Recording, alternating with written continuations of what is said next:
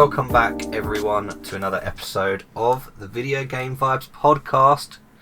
You're here, of course, with your boy, Jax, PatriotJax on YouTube, and of course, Grog Games, aka SP, aka Super Potion. Super himself. Potion, what it is. What's up, Pod? How's it going? How you doing, mate? I'm good.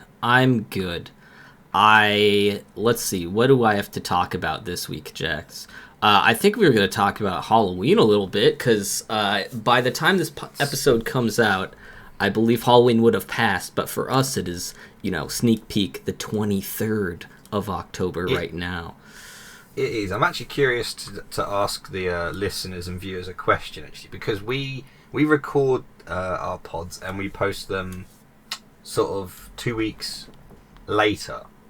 Now, I'm just curious to know if that's a bit jarring for a lot of people. If some, for example, some of the news we got might be sort of a week old or so. I'm just curious to know your guys' feedback on that, and if you think it needs to be brought forward, at least for like the more newsy pods that we do, the newsy, vibing out, quote which unquote. is what this is. Yeah, which is vibing out. But I'm just curious to know what you guys think. So let us know by email or in the comments or whatever. Just hit us up, because I'm genuinely curious. Yes, any feedback, of course, is appreciated.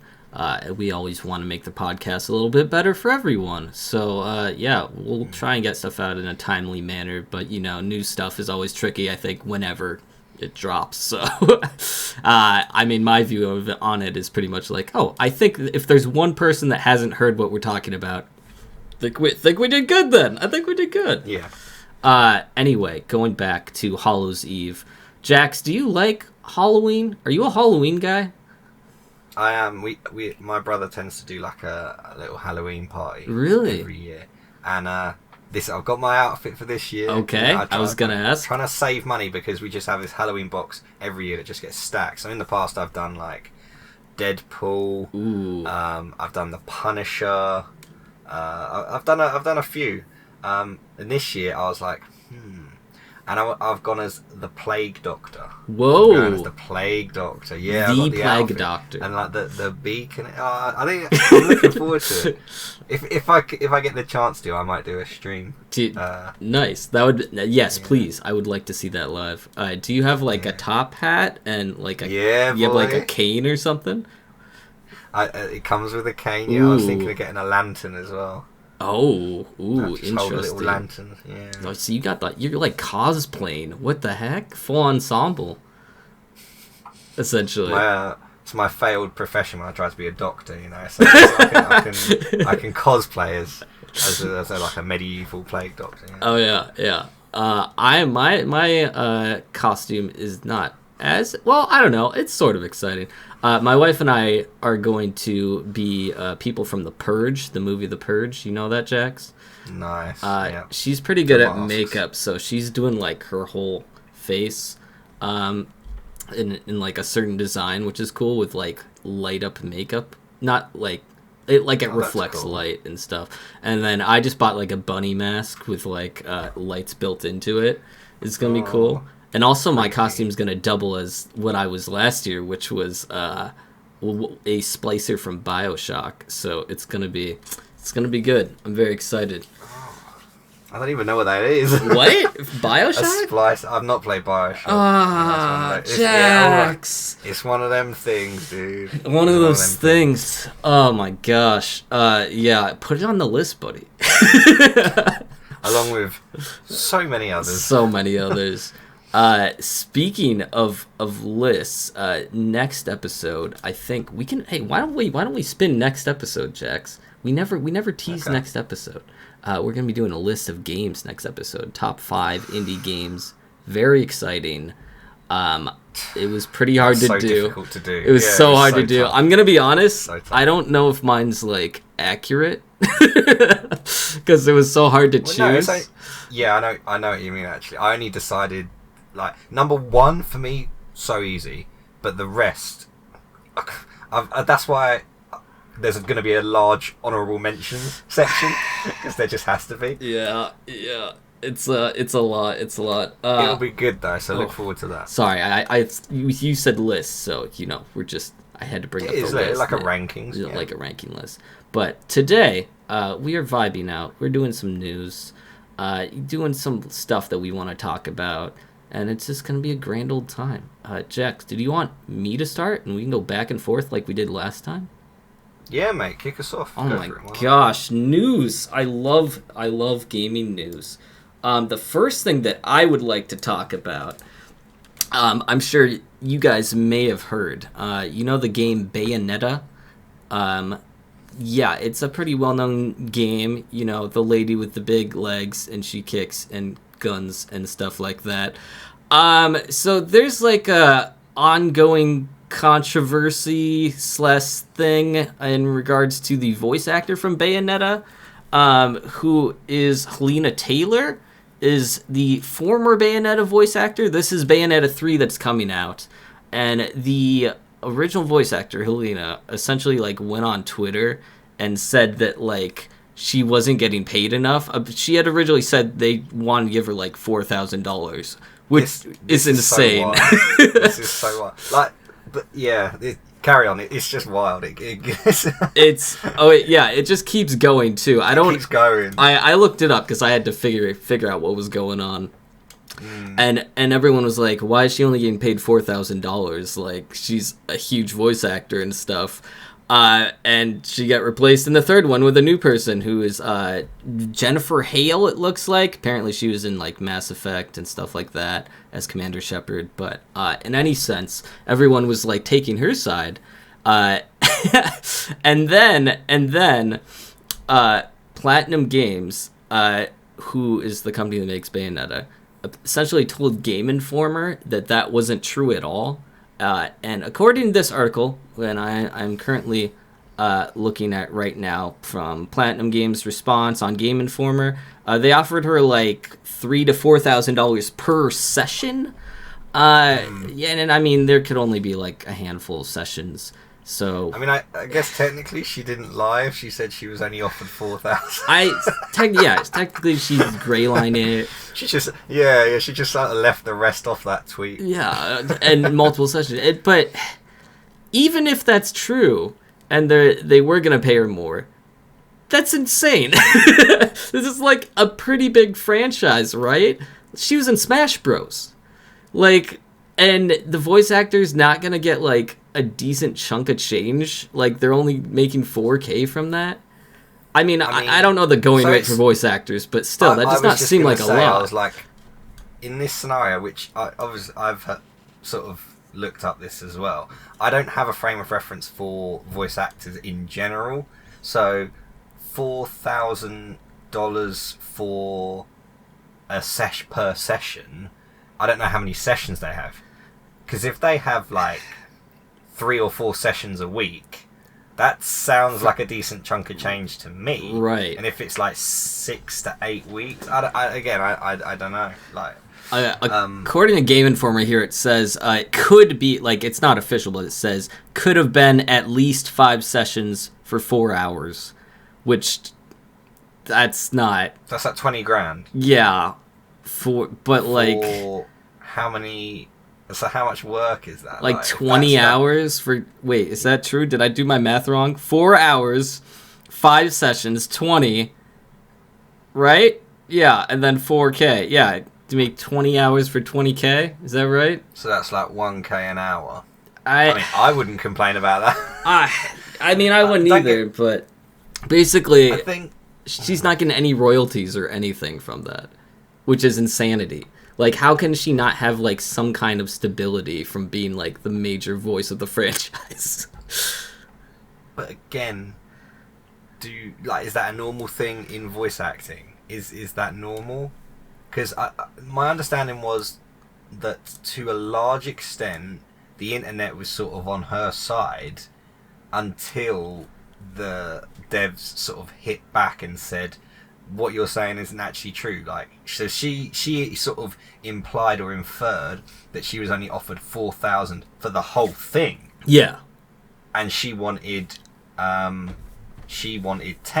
only she wanted 10 per episode when she was getting paid 4 per episode. Yeah. No, that was my understanding too. It was like everyone's on the game side, so I'm not sure which side of the fence I sort of sit. Like, I mean, fair play to someone for if they think they know their worth. Yeah, like, for sure. Fair enough. And you do have to take into account how much money the games make and think, is that an appropriate amount for this game? Maybe when the first one dropped, when it was a brand new IP, didn't know how it was going to do. Yeah. Maybe that was more acceptable. Only now that everyone knows it is. Yeah, and everyone knows it's a success. You know it's going to drop. And like, this is the third game, so it's not like one of those franchises that just like pumps out games either, right? It's like people were waiting for it. It's a big deal to them anyway. So I don't know. I don't have an opinion either. I just think it's wild. Well, I guess my opinion is she should get paid more. She wanted, according to this article, she wanted, I think it said 100K plus royalties, 6-figure payment and residuals. I don't know if that's fair, but she should get more than what she was offered. At least that's my opinion. Crazy though. Are you looking it up now? I'm looking. You're looking it up now. It's bugging you. Average voice actor salary. According to ZipRecruiter, entry-level voice actors earn from about 13k to 30k per year. Mid-level, 69 to 87, and then experienced 111 to 199. Now, it seems that if she was only getting paid, if we worked it out correctly, 20k for all of it, then that is definitely short, because she's not an entry-level voice actor. Oh, for sure not. If we use this as a frame of reference, she should probably at least be at the mid to higher level earner. Which, if that is the case, that's fair. I mean, all I'm going to say is, I've got Bayonetta 1, and I still haven't played it.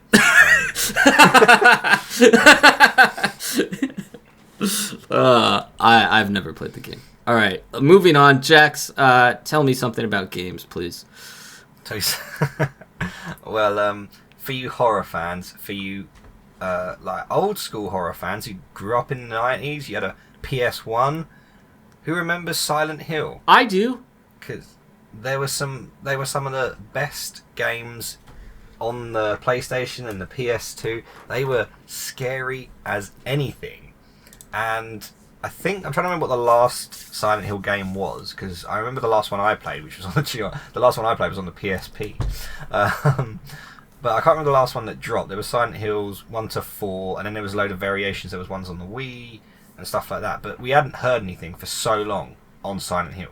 Everyone assumed it was just dead, and it was sad because obviously it's sort of sister, the same.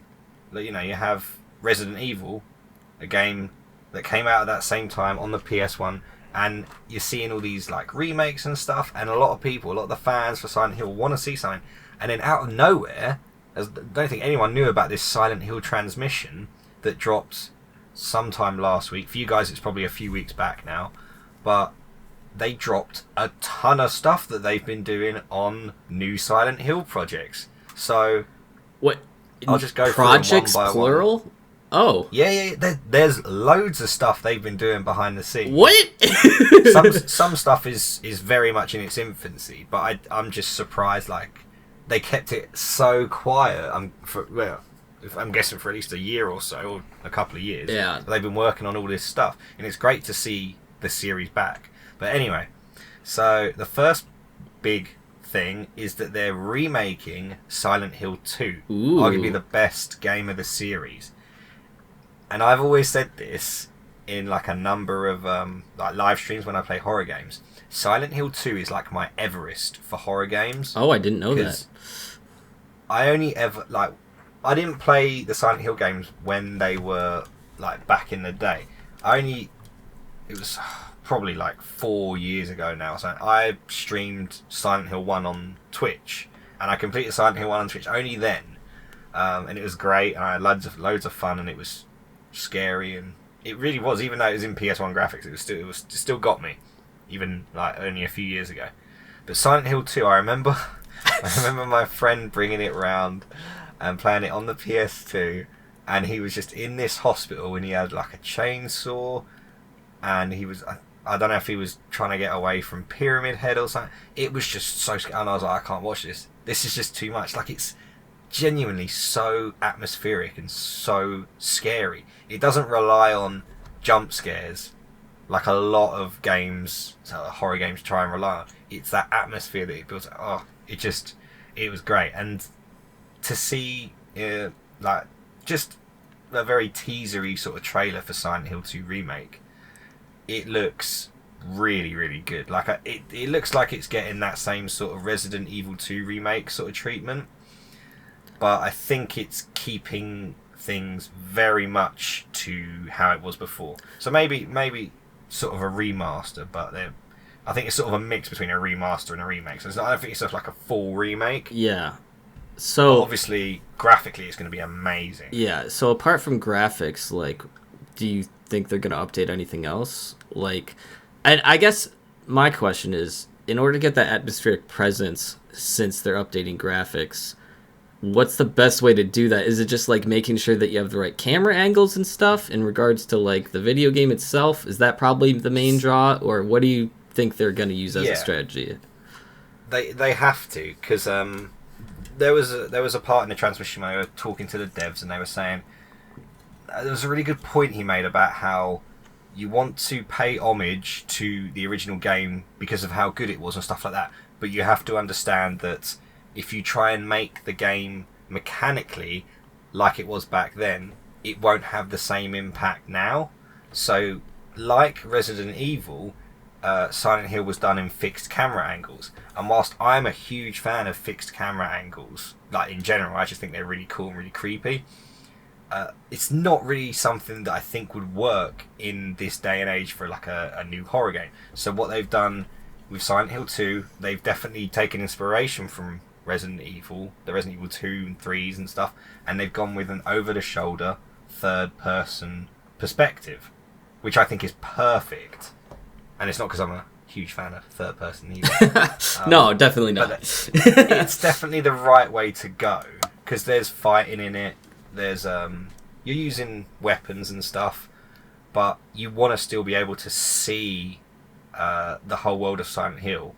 But definitely, for me personally, I think it's much better they do it in third person than to do it in first person. So I'm really glad they did that. They did that, and I am very excited to see this.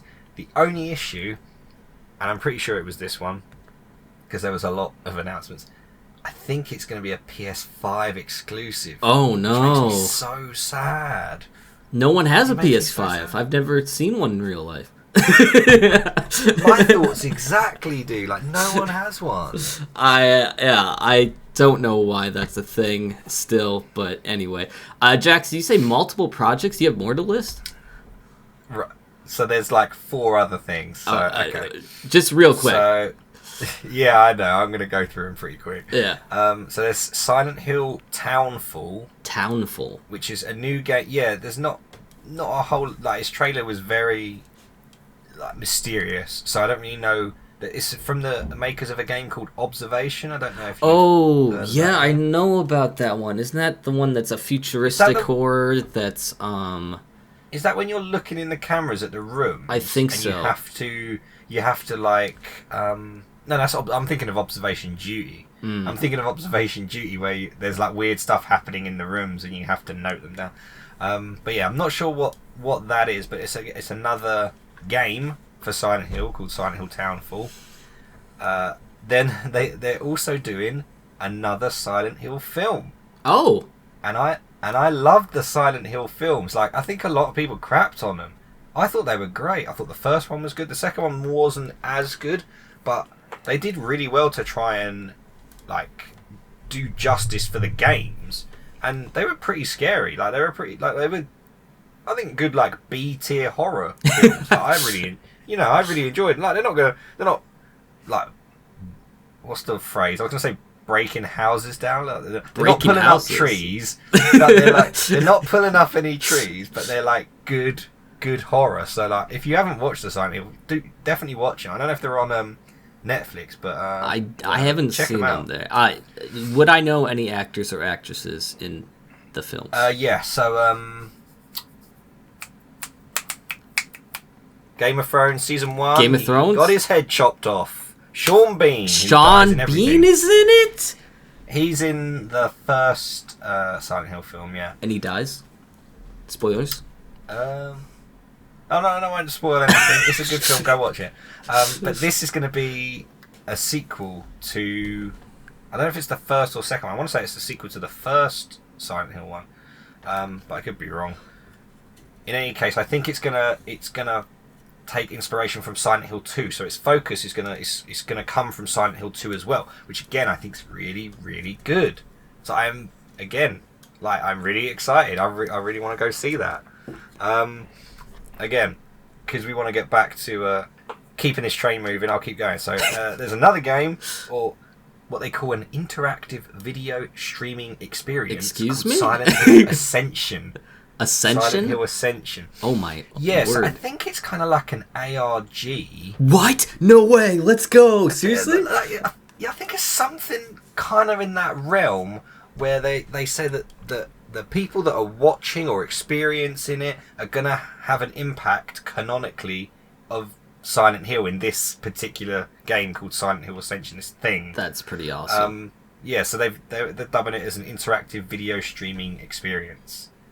So I'm guessing it's some sort of transmission. It could be like on like their Twitch, or it could be like on a separate website, and people go in and they vote on decisions or whatever, like, and that impacts the canon of the Silent Hill world, which is really cool. Yeah, like, it sounds really good. And again, it's another thing that's in its infancy and that, but they are doing a lot of stuff.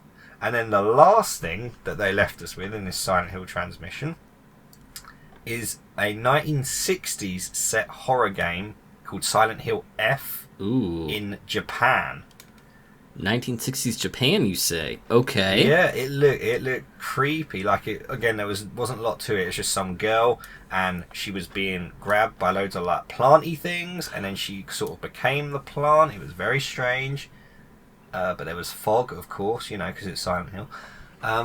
Yeah, so they've got a lot going on in the pipework, and I think Silent Hill fans can be really excited for like what comes ahead in sort of the next 5-10 years for Silent Hill.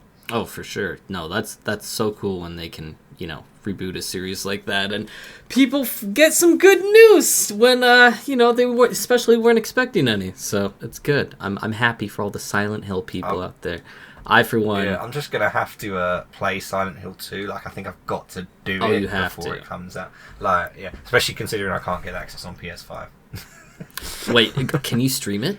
Is it possible?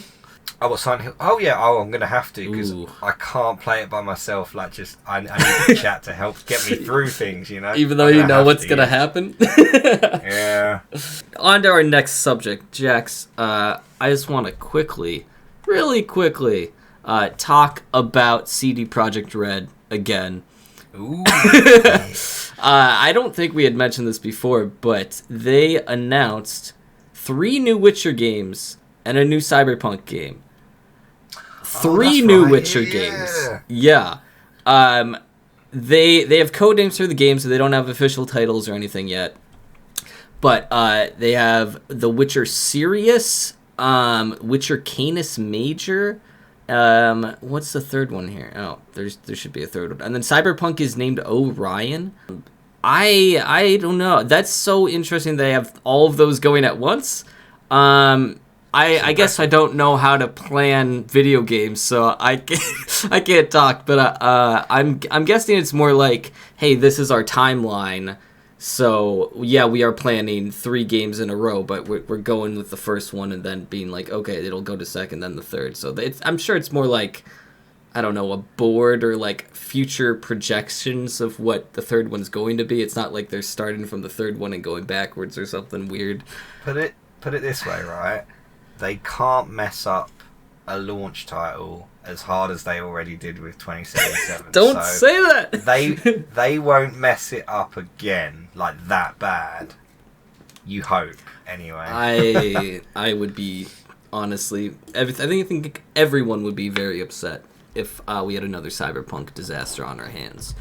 Fingers crossed it won't happen. I don't think it'd be like that. I heard that the Orion, this Cyberpunk sequel, is going to be multiplayer, which would be kind of cool. I was just about to bring that up. The one thing I wanted to talk about is multiplayer aspect, because apparently they're having that for Cyberpunk, you said, and The Witcher is what I had heard. Have you played The Witcher, Jax? I got The Witcher 3 on Switch, and I played a decent amount of it. Okay. Considering how much it's been Game of the Year and people love it and stuff, I just can't get into it. Really? I don't know what it is. Yeah, I'm not sure what it is. I just I want to. I really want to. I've actively tried. I was on holiday back in May, and I said to myself, I was like, right, I'm just going to play this and nothing else, and I play on my Switch. And I did a few things. I think I killed a giant bird or something. That was kind of cool. I think that was a griffin. Okay, sure. That's it. Yeah. Sure it was. It just, I don't know. It just hasn't quite gripped me, and it's not really something I'm sort of itching to get back to. Yeah. No. But I have played it. Yes. I feel you. I'm actually sort of the same way. I have all 3 Witcher games. I tried to play the first one, and I did not like the combat. The combat's terrible. One of my friends, who used to be my old roommate, very much loves The Witcher, and he told me to straight up skip the first game and just play the second one. And I tried playing the second one, and I also hated the combat. It was just was super slow. They throw this tutorial at you right away, and it's I don't care. I don't really know what I'm doing, and I don't know. It's something else. It's something else. So we're in the same boat, because I also played Witcher 3 for 17 hours and then quit, and I had no real reason for quitting. I don't know why. One day we'll get back to it again, but I did want to bring up the multiplayer aspect because I don't know how that's gonna look for. How do I phrase this? Games that are supposed to be single player or revolve around a single player world almost, where it seems like you should be the most important character, but now you're not because it's multiplayer. How do you think they're going to correct themselves to make it so it seems like everyone's on an equal playing field, I guess, or there should be multiplayer action? I don't know. Are you sort of assuming that my understanding would be is that the single player campaign stuff will remain. Yeah. And the multiplayer will be an additional thing where you've probably got your own character, everyone's got their own guy, rather than separate from the single player character. And it will go from there. I don't envisage. I could see it being more I don't know. In my head, I just felt like Fallout 76, and I was like, oh no! Example? Yeah, I was gonna say, is that the best example? Probably not. But yeah, I don't know. I don't think it would be necessarily be an issue. I can't see it as much in Cyberpunk. I don't know. I don't know why, but that just feels like a single player experience. I think it could be good. I'm sure it can be good, and I'm sure it probably will be when it drops, as long as the servers are good and and there's no optimization issues and glitches and freaking all that stuff.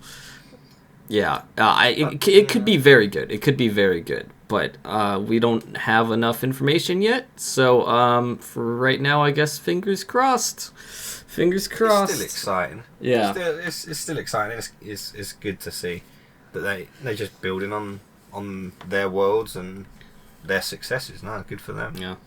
Jax, do you have another thing to talk about today? Yes, it's more scary time. More stuff, scary stuff. Oh, I'm gonna have to offset all the scary stuff. So Capcom had Resident Evil, not Transmission. That was Silent Hill.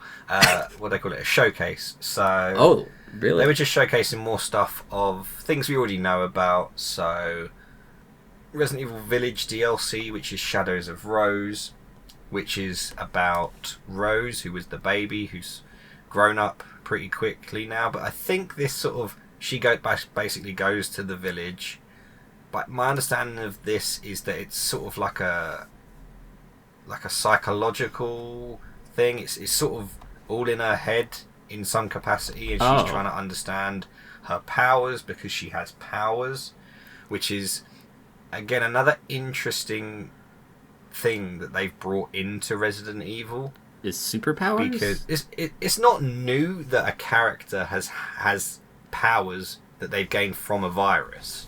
That's nothing new, because the villain Albert Wesker had that for a number of games. But this time you're playing as someone who has powers, and I think that's a distinct difference in like Resident Evil games. Admittedly, this is just for this DLC. I'm not sure if Resident Evil 9 is gonna be about the Winters family and all of this. It may well be, it may not be. I'm not entirely sure. I can't remember, because I swear I read something that said we're done with the Winters story and they're going to do a different story in Resident Evil, which I think would be quite good, actually. Anyway, so So they got that. sorry, got let that me ask a DLC question topic. quick. So Go for it. no, I don't know a ton about Resident Evil, but what I know is that as the main character, you're supposed to feel a sense of, I don't want to say helplessness, but I mean, you're not supposed to be the most powerful thing in the game, right? Don't you think that diminishes the scariness and the effectiveness in it? It's just the DLC, you said, right? So it's not a full game. It is. It's just a DLC, and I don't think it would necessarily do that in this. I feel like she's very vulnerable. She's scared. She doesn't quite know how to use them, and she's going up against her own demons, I think, in a way. I think that's the whole thing, is that this is all psychological and it's traumatic and stuff, and it kind of gives me sort of, the idea of it gives me sort of Silent Hill vibes, because a lot of the enemies in Silent Hill and Silent Hill 2 and the rest of the games, a lot of them are just manifestations of issues of the protagonist's mind. Oh, I didn't know that. Yeah. So it goes into a lot of psychological horror, and I think the Shadows of Rose DLC does that as well. I certainly don't think it will make you think that you're super strong or anything like that.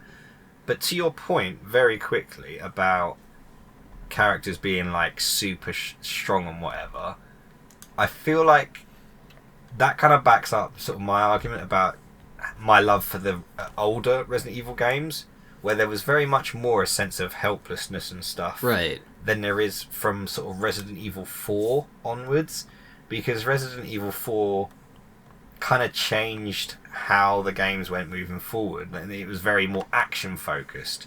You know, you ended up with a giant attaché case, as they call it, full of guns, like a lot more so than what you had in the older games, where you had less inventory and you kind of had to pick your weapons and you had less ammo. There wasn't a merchant selling you guns and selling you ammo. There is? What? All of a sudden they're monster killers, as the main characters are monster killers. They're just straight up busting in with guns. Interesting. But yeah. Talking about Resident Evil 4 though. Oh, sorry, you were going to say something. I was just gonna say, like, that's a strange direction to have your character, like, all of a sudden be Rambo over time. But, why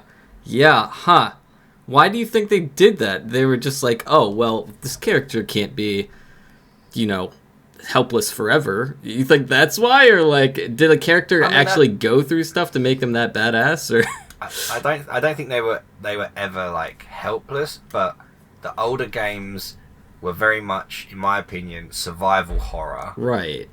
As like, they should be. They sort of, Resident Evil sort of coined that term, and it was survival horror, and you run away from stuff if you need to. You know, if it's smarter to, don't fight, you run. But when it got to Resident Evil 4, they changed, like, the camera angles, they changed the game mechanics and stuff. And Resident Evil 4 is, without a doubt, amongst the fandom and stuff, one of the most beloved games, because its gameplay is so much fun. Like, it's so good. But I definitely felt like it lost that sense of survival horror because you can buy and sell stuff and things like that. And it's funny that I'm sort of ranting about it because the other part of the Resident Evil showcase that took place was another trailer for the Resident Evil 4 remake. Oh. So I got to see a bit more of the Resident Evil 4 remake. And previously in the original trailer, and what I'd sort of heard about it, was that it was going to be much darker and much scarier. And that was what was selling me on this remake. And I'm still very excited about it. I must admit, I am slightly disappointed that the merchant is back in the remake. So you can buy and sell and trade stuff, and that's, for me, that loses immersion. Because this is a guy, he works for the government. He's trying to rescue the president's daughter who's been kidnapped by a weird No way, wait, group. that's the president's daughter? Leon works for the government, and his daughter's been kidnapped by some weird cult group who are using a version of a virus. And Leon's dispatched to try and find her. That's the premise of Resident Evil 4. Anyway, I just, like, when you get to a point and this guy who's got a giant overall coat is just like, come over here, stranger. And he lifts up his coat and he's got like freaking like shotgun rounds and like upgrades and stuff. And that just, I remember the first time I saw it when on the GameCube when I played the game, and I was like, what is this? I was like, it completely took me out of the game. I'm like, this is not what there isn't a guy why is that guy there? There's no law reason why this guy is here. He didn't know that I was dispatched on a secret mission to rescue the president's daughter. So how does he know he's selling me guns? Why is he selling me guns? Is he not a local? Should he not be helping the other locals who have all become like zombies? He's the shady arms dealer. That's his thing. You know, every town has one. It just, like, yeah, I'm ranting now. I'm going completely off track, but I just had to say it. So the merchant is back for the Resident Evil 4 remake. So the gameplay, it still seems a lot darker and stuff, and obviously graphically it looks amazing. And obviously I'm going to play it because Resident Evil 4 was a great game. I just want to make sure that it focuses on the horror over the action. And the immersion, and the merchant being there kind of takes it a bit away from that. It's also part of the reason why Resident Evil Village, I was a bit like, Oh, you didn't like Village? No. I it wasn't one of my favourites. I thought it was good. I thought it was, a 6, maybe a 7. What? You're giving 10. Tall Lady a 6? Really? But she's iconic now. I mean, sure. But they had a big fat dude named the Duke who you could buy and sell stuff for. I'm not sure if you could do weapons. I can't remember exactly. But again, he was like another tradesperson. But at least with him, it felt more like he had some like he was supposed to be were written about him. Like he was in it like logically. Right. Whereas this merchant guy was just a guy that just showed up at specific locations. And it made no sense, and unless I need to look up the lore behind him, and maybe they'll give him some sort of story element to it. Like maybe they'll add some lore for the merchant to make me not think this is completely stupid, But other than that, I'm very excited for the Resident Evil 4 remake whenever it drops. Very excited, as you can tell. I'm very adamant about this. I am genuinely no. It's good to see this Resident Evil remake universe continue, and it does seem like Resident Evil 4's getting the Resident Evil 2 treatment and not the Resident Evil 3 treatment. So what I mean by that is that Resident Evil 3 was remade really bad. Not really bad, but they didn't give it the love they gave the second game. And it was disappointing. It was really disappointing. Still, there we go. Fingers crossed for this one, folks. We are going. I need to talk a little bit right now, Jax. I need to. We are going. We are. I'm gonna. I'm off. I'm off, baby. Bye. See you later. I need to talk a tiny bit about my game that I play every week, Jax, on my channel. Fall Guys, baby. It's not doing so hot. That's why I want to talk about it. There is a trend right now on Twitter and other places on the internet, essentially saying hashtag save Fall Guys, because oh my god, yeah, people are essentially sort of sick of the game constantly having issues. Is the short gist of it. It's a lot of things, but there's bug glitches. There is, like, for free to play players, there's not like a lot of kudos as a currency in it, and you can't really get those at all. Like, I bought the game, so I have like a lot of them from back before it went free to play, but now that it's free to play, like, you really can't get them at all. So people are like having a hard time getting costumes, really, which is a little aggravating, I can see. But the biggest thing, I think, is the skill-based matchmaking that's going on with Fall Guys, and I want to get your opinion on this, Jax, because I have opinions on skill-based matchmaking, and it may not be the most popular opinion, but what's happening in Fall Guys is, as you play the game and level up, because there's a battle pass, of course there is, you get matched with harder people, is the essential thing for skill-based matchmaking. So you're constantly going against sweatier and sweatier players. And I'm going to be honest, I could see how that's a bad thing, but frankly, if you put that much time into the game, you should be facing sweatier people, right? Like, don't you want to face people that, like, it's harder to win against? People are just, like, saying, like, oh, no, we can't go against casuals anymore. And I think, honestly, they just want to win.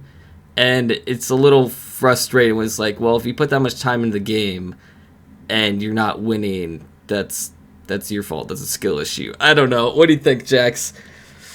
And on the skill-based matchmaking, I don't want to, like, disrespect the game, because it's a game I enjoy, but you can disrespect it. I'm just surprised that skill-based matchmaking is even a thing in Fall Guys. Yeah. Because Fall Guys as a game is so, like, RNG. Like, it's very random what things can happen. Yes.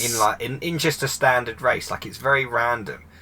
And well, I would say yes and no. It just kind of surprises me that so you're saying the issue with the skill-based matchmaking is that the better players are getting paired with scrubs, not the other way around.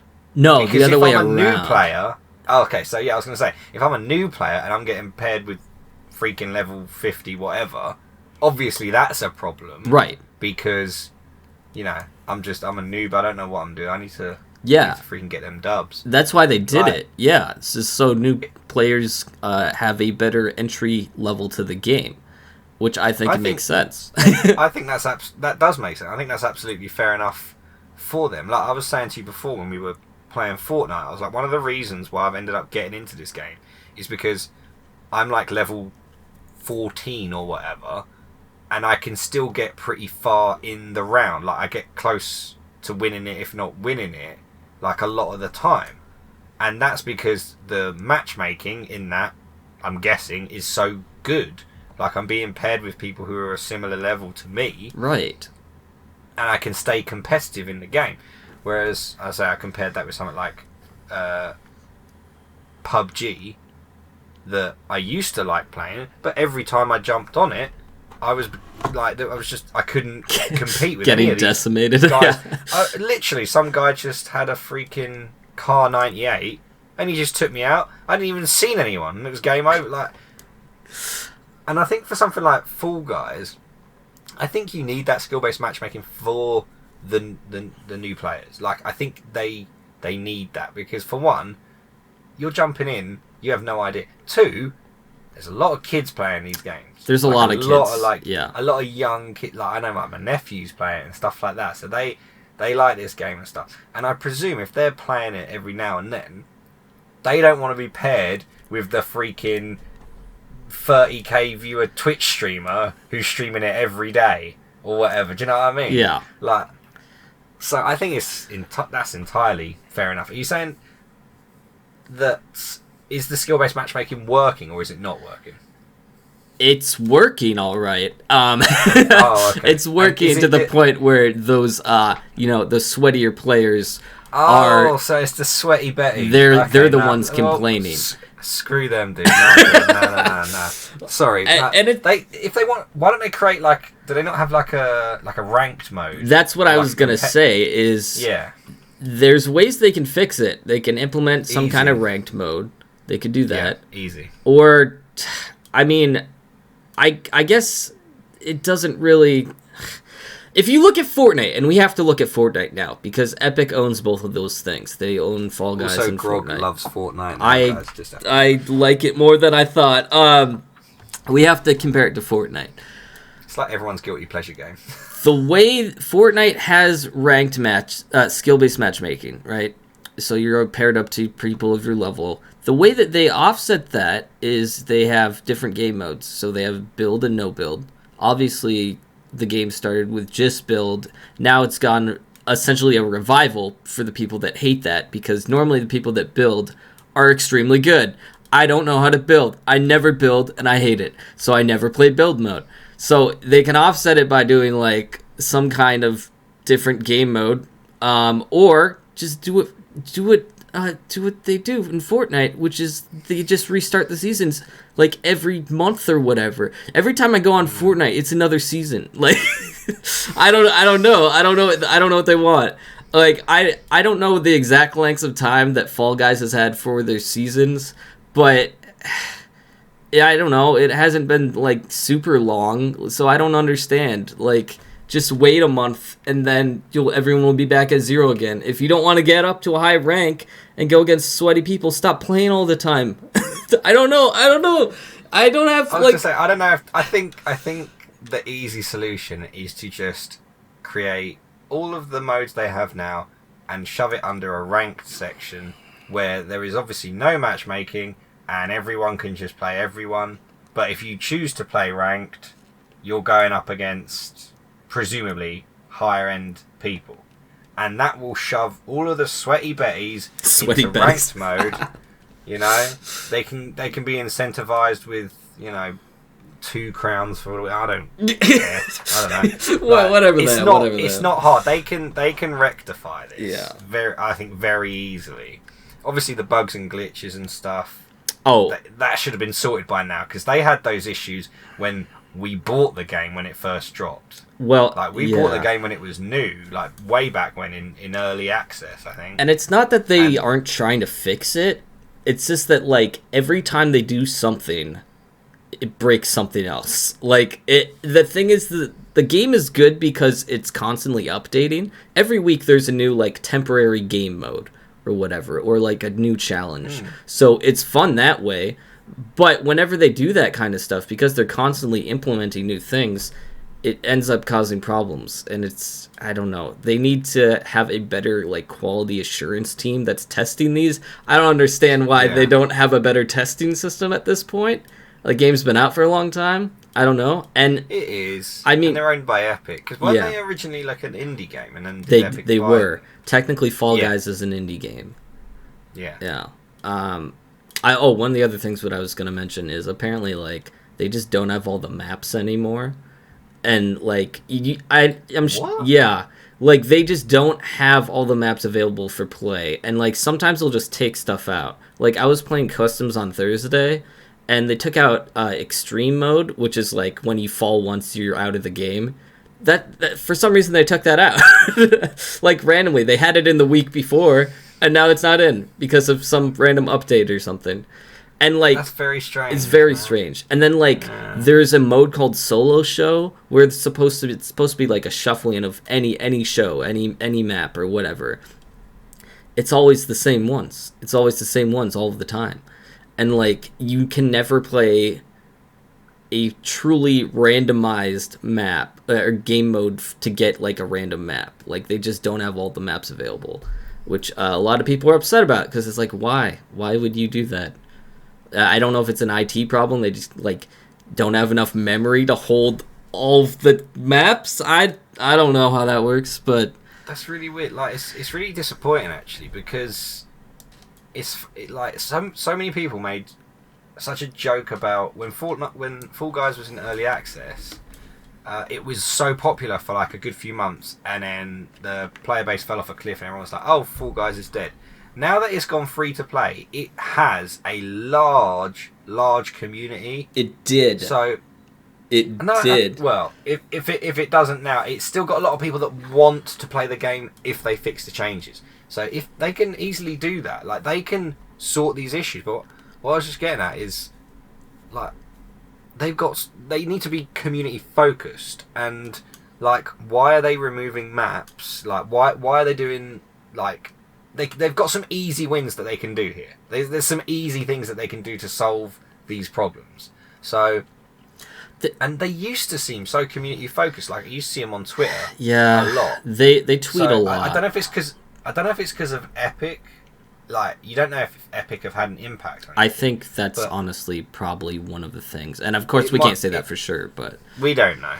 But like, they've followed the Fortnite sort of like battle pass format, and I think that is kind of perfect for Fall Guys, as long as they can, like you say, like tweak the currency, like make things, like give people a reason to get that currency. Yeah, make it like make it available to them, in some capacity. There's some very easy wins. Like, these all seem like problems with easy solutions.